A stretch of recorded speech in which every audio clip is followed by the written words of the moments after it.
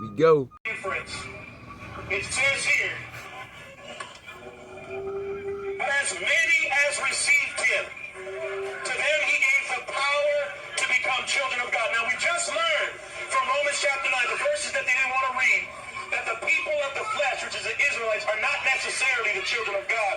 But it says, as many as received him, to them he gave the power to become the children of God, even to them that believe in his name, which were born. Somebody say born.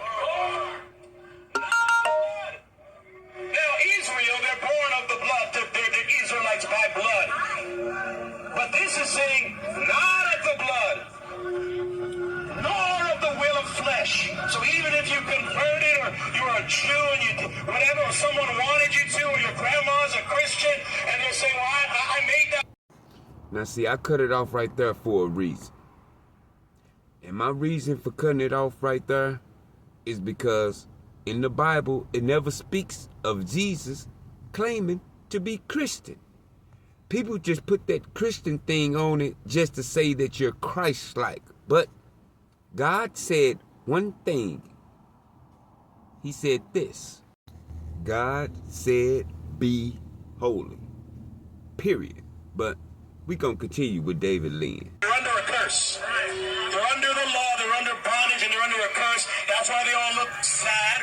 That's why they're all angry.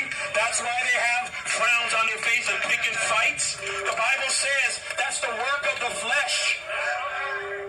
The people of the flesh are not necessarily the children of God. When you're walking in the flesh, that makes you abominable before the Lord. They're still in blindness. Now, if they're real Hebrews, we got to pray for them.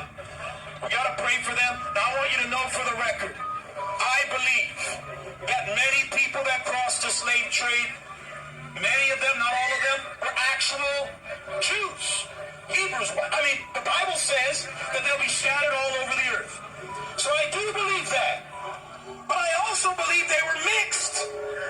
Every Jew under the face of the sun, after going through the Babylonian captivity, the Persian captivity, the Roman captivity, and being sold into slavery for 2,000 years, going all around the world, no wonder you have Jews of every different color.